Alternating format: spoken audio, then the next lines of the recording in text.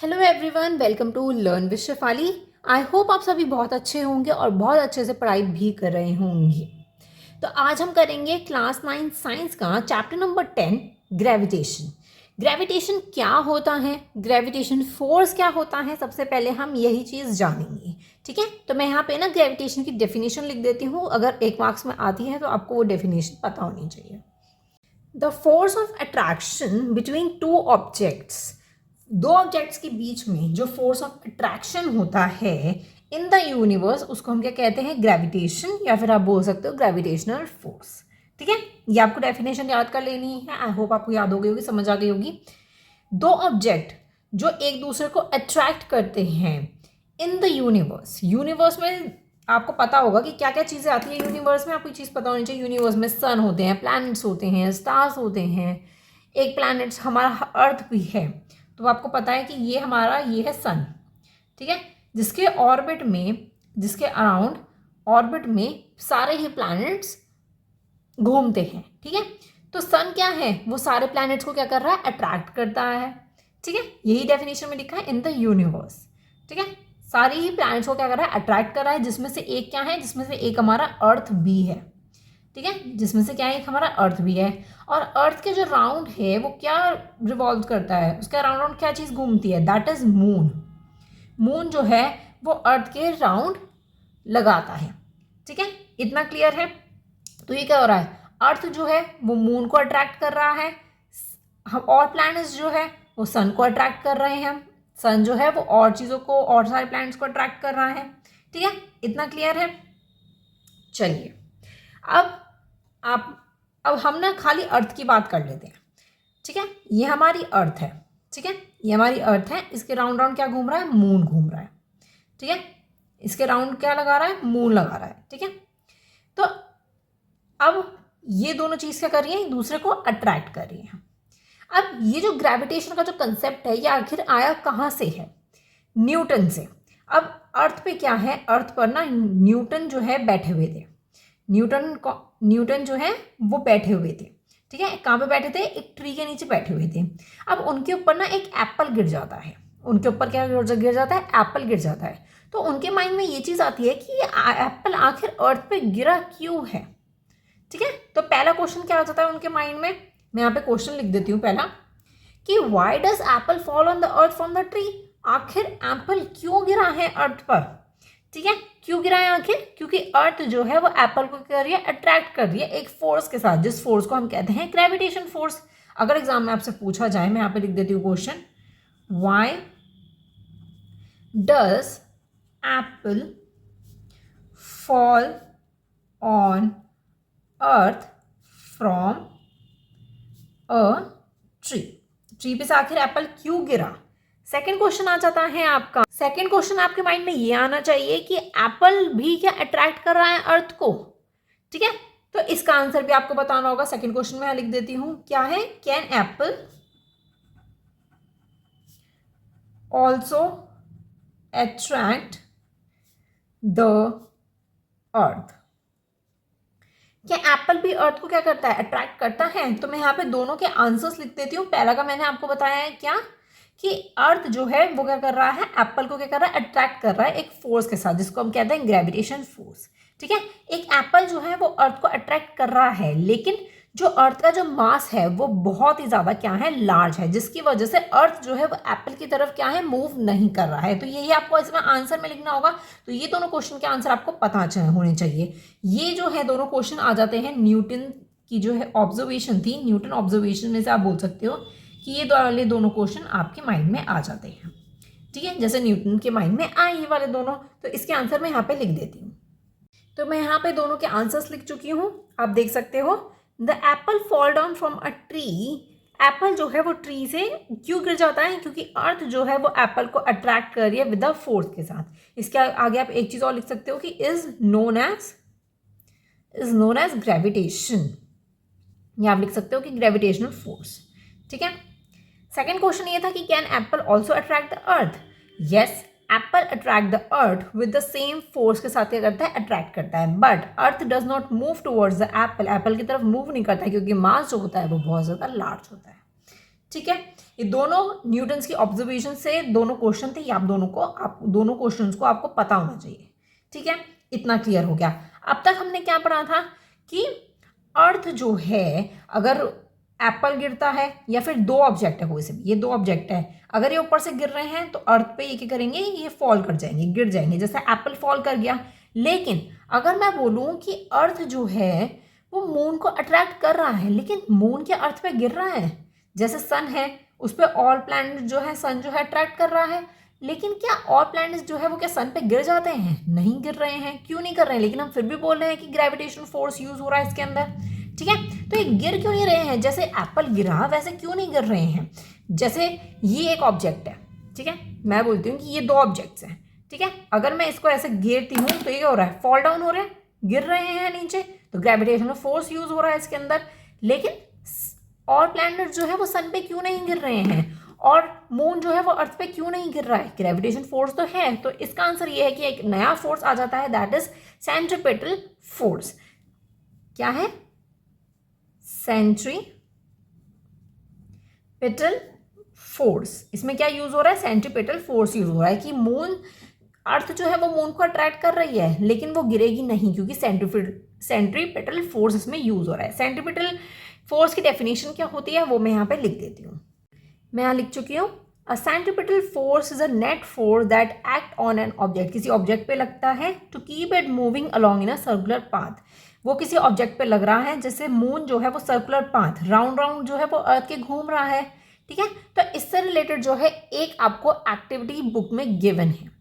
ठीक है, तो वो हम पढ़ लेते हैं। हम चैप्टर में आ गए हैं। चैप्टर में आप देख सकते हो एक्टिविटी 10.1, ये हमें पढ़नी है इसके अंदर। ठीक है, तो एक्टिविटी में पढ़ते हैं हम। Take a piece of thread. हमें क्या लेना है? एक थ्रेड का पीस लेना है। टाई अ स्मॉल स्टोन, उसके साथ हमें क्या बांधना है? एक स्टोन बांधने है एक एंड पर। ठीक है, hold the other end of the thread. आपको दूसरा जो एंड है थ्रेड का, उसको क्या करना है? राउंड राउंड, जैसे ये इंसान घुमा रहा है ना, जैसे आप पिक्चर में देख सकते हो, जैसे ये घुमा रहा है, इसने एक एंड पकड़ रखा है, दूसरे एंड पे स्टोन है, तो ऐसे राउंड राउंड आपको इसे गोल गोल घुमाना है। ठीक है, note the motion of the stone. Motion कैसा है स्टोन का? बिल्कुल सर्कुलर चल रहा है ना। ठीक है, release the thread. Again note the direction of the motion of the stone. दोबारा से उसको रिलीज कर दो थ्रेड को, और फिर से उसके डायरेक्शन जो है मोशन का, जो स्टोन का जो डायरेक्शन है उसको आप नोट डाउन करो। ठीक है, तो ये क्या हो रहा है? सर्कुलर हो रहा है। ठीक है, अ स्टोन, आप फिगर के नीचे देख सकते हो क्या लिखा है? A stone describing a circular path with a velocity of the constant magnitude. ठीक है, सर्कुलर पाथ है उसका। ठीक है, जैसे मैंने आपको बताया था, ये अर्थ है, इसके राउंड कौन लगा रहा है? मून लगा रहा है, लेकिन ग्रेविटेशनल फोर्स लग रही है इसमें। तो यही चीज़ इसमें बोली गई है कि मून भी क्या है? एक सेंट्रीपिटल फोर्स है। अर्थ और मून के बीच क्या लग रहा है? एक सेंट्रीपिटल फोर्स लग रहा है, जैसे कि एक्टिविटी आपको समझा रही है। ठीक है, एक्टिविटी के नीचे जो लिखा है वो और देख लेते हैं हम। Before the thread is release the stone move in the circular path with a certain speed and change the direction at the every point. तो वो किस डायरेक्शन में मूव कर रहा है? वो सर्कुलर पाथ हो चुका है, उसका एक सर्टेन स्पीड के साथ मूव कर रहा है, और वो अपना डायरेक्शन भी चेंज कर रहा है एट एवरी पॉइंट। इतना तो क्लियर है। The change in direction involves change in velocity और द एक्सेलरेशन। तो चेंज इन डायरेक्शन, अगर वो डायरेक्शन चेंज कर रहा है तो उसकी वेलोसिटी और एक्सेलरेशन में भी क्या हो रहा है? चेंज हो रहा है। ठीक है, to keep the body moving along the circular path is acting towards the centre. और वो क्या कर रहा है? सेंटर से वो इंसान घुमा रहा है, तो उसका सर्कुलर पाथ हो रहा है, बॉडी जो है सर्कुलर पाथ में मूव कर रही है। तो इसी फोर्स को हम कहते हैं सेंट्रीपिटल फोर्स, जिसे हम कहते हैं सेंटर सीकिंग फोर्स। ठीक है, इतना क्लियर है। तो यही चीज़ आपको अर्थ और मून के एग्जाम्पल में भी बताई गई है कि उन दोनों में क्या लग रहा है?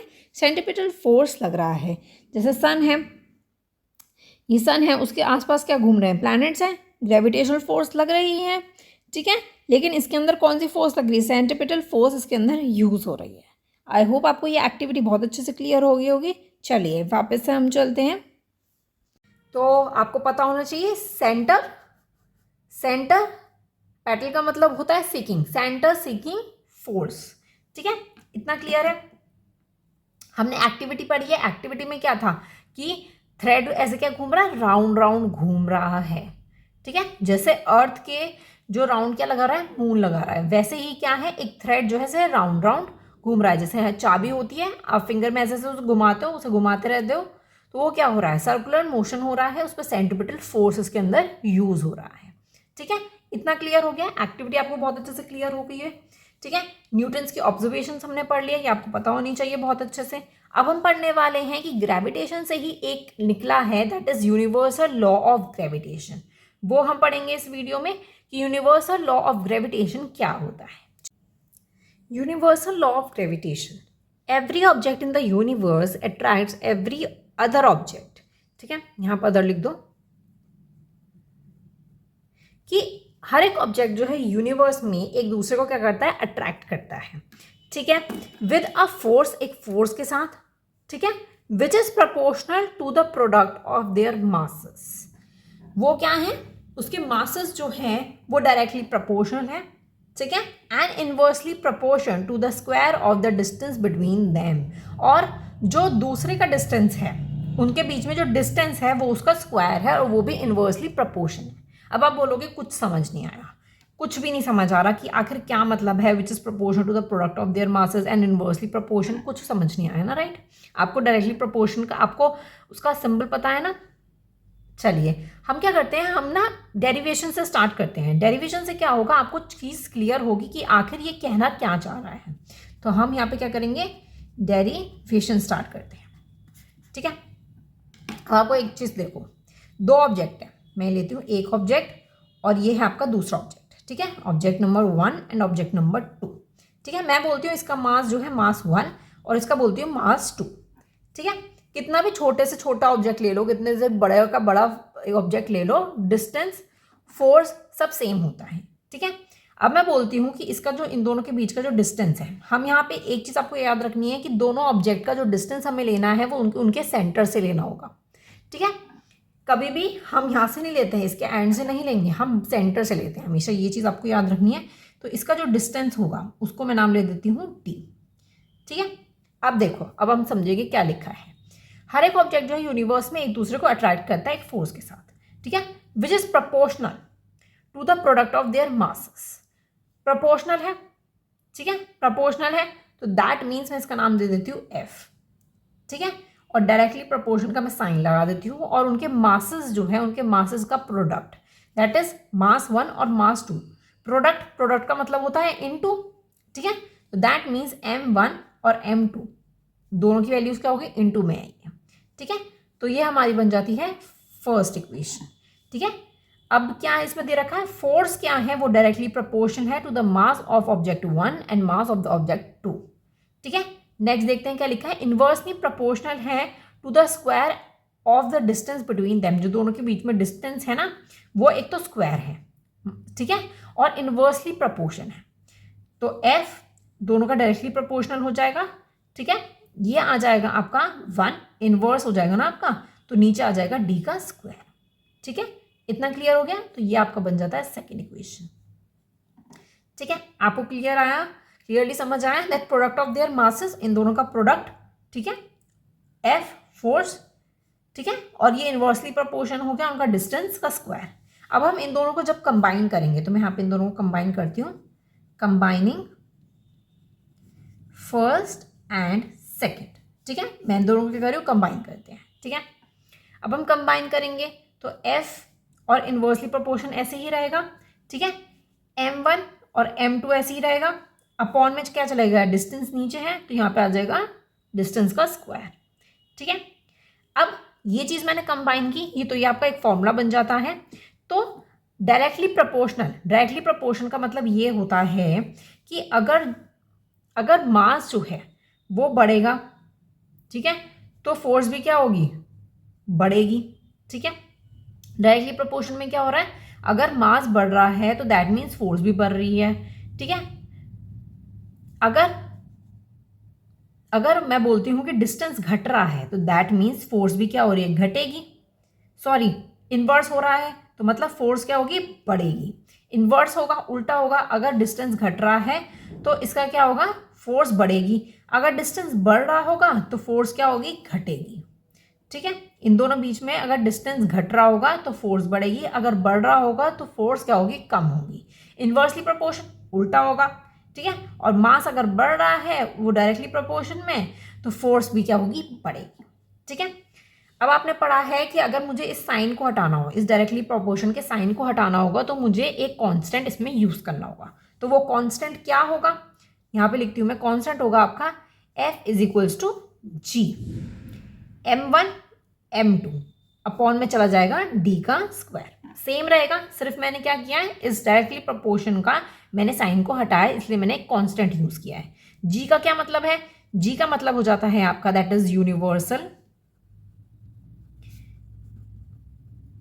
Gravitational constant. ठीक है, क्या हो जाता है, ग्रेविटेशनल कांस्टेंट।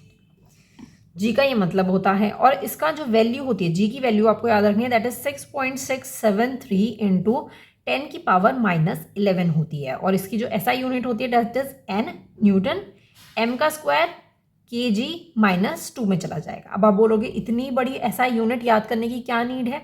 देखो ये एसआई यूनिट आई कहाँ से है, आपको ये चीज़ पता होनी चाहिए। मैं यहाँ पे समझा देती हूँ कि एसआई यूनिट आई कहाँ से है। ये देखो ऊपर फॉर्मूला क्या लिखा है, इसको आप क्रॉस मल्टीप्लीकेशन कर दो तो क्या आ जाएगा, g is equals to F को डी से कर दोगे तो एफ डी का स्क्वायर पहुंच जाएगा, अपॉन में क्या चला जाएगा, m1 और m2 चला जाएगा, इज इक्वल्स टू, आपको पता है फोर्स की एसआई यूनिट क्या होती है, न्यूटन होती है, और डिस्टेंस की क्या होती है, मीटर स्क्वायर होती है, और मास की आपको पता है दैट इज किलोग्राम में होता है, और ये वाला मास भी आपका किलोग्राम में पहुंच जाएगा। तो क्या बन जाएगा, एन एम का स्क्वायर अपॉन ये केजी है तो केजी का स्क्वायर आ जाएगा। ठीक है, जब आप इसको ऊपर लेके जाओगे तो एन एम का स्क्वायर ऐसे ही रहेगा, तो ये जो 2 है ये माइनस में पहुंच जाएगा, दैट इज kg -2। तो आप देख सकते हो बिल्कुल सेम वैल्यू आई है हमारी। ठीक है, तो ये ऐसे करके ऐसा यूनिट इसकी बनी है। ठीक है, तो आपको पता चल गई, इसकी डेरिवेशन बहुत अच्छे से क्लियर हो चुकी है। अब हम बात करेंगे इसकी इंपॉर्टेंस की। आखिर हमने यूनिवर्सल लॉ ऑफ ग्रेविटेशन पढ़ा है, तो इसकी इंपॉर्टेंस क्या क्या होती है वो हम यहाँ पे लिखते हैं। तो चलिए मैं यहाँ पे सारे इंपॉर्टेंस लिख, तो चलिए इंपॉर्टेंस पढ़ लेते हैं। The motion of the moon around the earth, जो मोशन होता है अर्थ का, ये अर्थ है हमारी, उसके राउंड राउंड क्या लगा रहा है, दैट इज मून लगा रहा है वो। ठीक है, तो ये जो मोशन हो रहा है किसकी वजह से हो रहा है, वो ग्रेविटेशनल फोर्स की वजह से हो रहा है, दैट इज सेंट्रीपिटल फोर्स। ठीक है, अब मुझे ये बताइए कमेंट सेक्शन में सेंट्रीपिटल फोर्स आखिर क्या होता है। ठीक है, जो कि सर्कुलर पाथ पर घूम रहा होता है, जैसे मून घूम रहा है अराउंड द अर्थ। ठीक है, the motion of the planets around the sun, जैसे प्लैनेट्स जो है वो राउंड है, घूम रहे हैं किसके, सन के साइड में। ठीक है, तो ये इंपॉर्टेंस है हमारी। थर्ड है the force that bind us to the earth, जो फोर्स है जो हमें जो है अर्थ पे क्या कर रही है, बाइंड करके रख रही है, जोड़ के रख रही है वो फोर्स, उसे हम कहते हैं ग्रेविटेशनल फोर्स। ठीक है, the tides due to the moon and the sun, tides sea tides की हम बात कर रहे हैं। क्या होता है कि अर्थ और ये हमारा मून है, ठीक है, ये मून है और यहाँ पे क्या है, यहाँ पे सन भी है, तो सन भी यहाँ पे है। तो जब सन मून ये सब एक जगह आ जाते हैं तो समुद्र में क्या होती है, लहरें सी उड़ने लग जाती हैं। तो उन लहरों को बोला गया कि मून और सन की वजह से क्या होता है, टाइड्स, सी टाइड्स होने लग जाते हैं। ठीक है, तो ये भी एक इंपॉर्टेंस है। तो ये 4 इंपॉर्टेंस है, आपको याद रखनी है, क्वेश्चन पूछा जा सकता है, but are the importance of the gravitational force. ठीक है, तो ये पूछा जा सकता है, आपको याद रखना है। एक तो ये डेरिवेशन बहुत अच्छे से याद रखनी है आपको, और ये इंपॉर्टेंस भी आपको बहुत ही अच्छे से याद रखनी है। ठीक है, तो यहाँ पे ये 2 कंसेप्ट क्लियर हो जाते हैं, दैट इज ग्रेविटेशन क्या होता है, ग्रेविटेशन लॉ, उसकी डेरिवेशन और उसके इंपॉर्टेंस हमने की है। नेक्स्ट वीडियो में हम करेंगे कि जैसे ये एक ऑब्जेक्ट है, ठीक है, इसको मैंने छोड़ दिया तो ये क्या हुआ, अर्थ पे गिर गया, अट्रैक्ट हुआ, पेन जो है अर्थ से अट्रैक्ट हो गया। ठीक है, तो अब क्या है कि हमने इस पर कोई फोर्स तो यूज़ किया ही नहीं, हमने इसको बस छोड़ा, हमने क्या कुछ फोर्स तो यूज़ किया ही नहीं ना, हमने फ्रीली छोड़ दिया उसको। तो हमारा जो नेक्स्ट टॉपिक है दैट इज फ्री फॉल, ये फ्रीली गिर गया है, तो उसको हम नेक्स्ट वीडियो में बहुत ही अच्छे से समझेंगे। ठीक है, आई होप आपको वीडियो पसंद आई होगी। वीडियो पसंद आई हो तो लाइक ज़रूर कीजिएगा, चैनल को सब्सक्राइब करना मत भूलिएगा। Thank you so much for watching, bye bye.